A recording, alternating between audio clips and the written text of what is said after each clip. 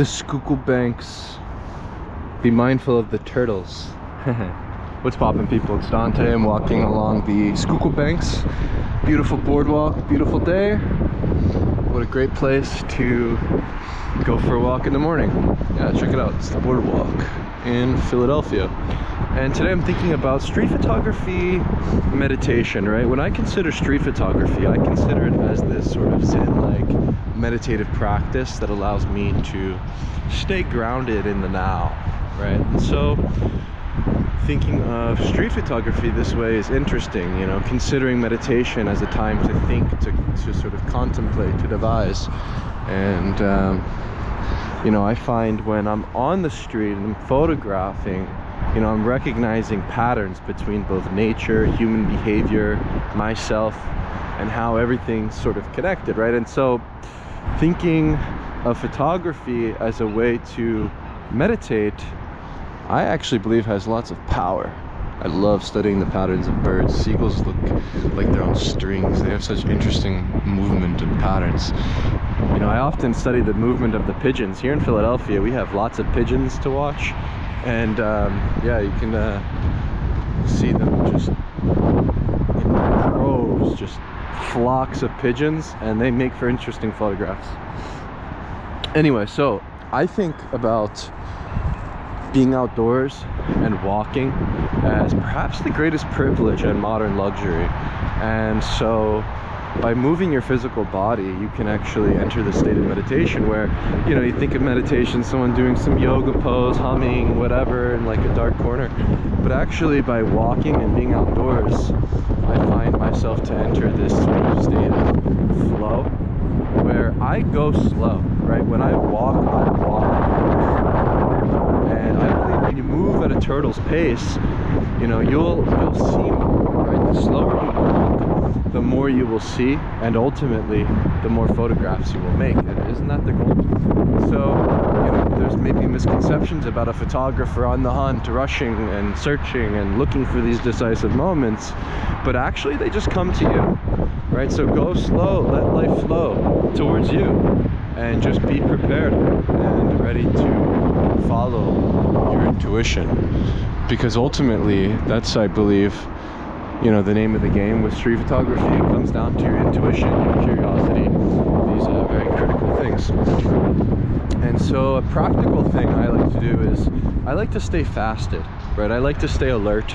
I believe when I'm fasted and I have no food in my belly, that I actually have a sharper mind, and perhaps increasing my visual acuity and observation skills, where you have to think a little bit more primal. I think we should think, you know, we should think primal, think like a hunter, right? A hunter is fasted, searching and hunting for food. Maybe it's a wise way to think about our street photography practice. Another practical thing, leave the phone at home, right? No distractions. We should enter this like Zen focus. And when you're texting, you're on social media, you know, you're distracted. If you're getting emails, phone calls, all these things, leave it at home. Look at the chocolate river. Whenever it rains, the water turns brown. And so, yeah, another practical tip. I think actually walking alone, right, where I believe I find bliss in solitude. And I don't think this should be misconstrued with loneliness, right? I don't feel lonely. I like to walk on my own path. I like to be in a state of solitude. It allows me to turn inward. It allows me to sort of find my deeper meaning and understanding of the world around me and how I feel connected to everything. So being alone on your walk, you know, walking alone, another practical thing I believe is critical if you want to treat photography as this sort of meditative practice. You know, and find peace in the chaos. I find peace in chaos. I feel like when I'm in a bustling market, when I'm in at a bustling street corner surrounded by chaos, there's something in there. There's something interesting. You know, this is really strange feeling you get. It's like it's just peace. You feel peace in it. And I mean, ultimately with street photography, it really does allow you to appreciate each moment, all the multifaceted complexities, the intricate details, right? When you go slow without any preconceived notions of what you will find, and you simply forget everything that you think you know about the world, about life, about photography, and you embrace the world like a child would, right? Think like a child. A child is walking around asking questions. You know, why do the trees have no leaves? You know, where does this ramp lead? So we should treat each photograph that we make as a stream of becoming, as a way to ask questions about life, as a way to affirm life and to say yes to that moment, and to merely remain curious like a child would. You know, think like a child. A child has no ideas about anything, no struggle, no worries, you know, simply curious. And I mean, this really has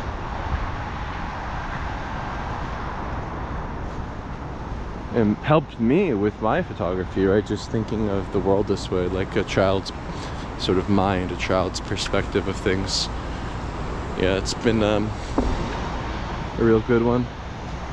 And so, yeah, treat the walk as a way for you to meditate on things. Treat each photograph as a question. You know, by following your intuition, you know, you're simply there and you're just being, and you position yourself with the camera as life comes towards you. You know, we're on the hunt, but we're not rushing around, you know, clouded in our head with sugary foods digesting in our stomachs. But we're alert and we're present and we're embraced in the now as we enter the Zen-like meditative practice of street photography. This is just how I like to think about it, and I encourage you to maybe think about it too.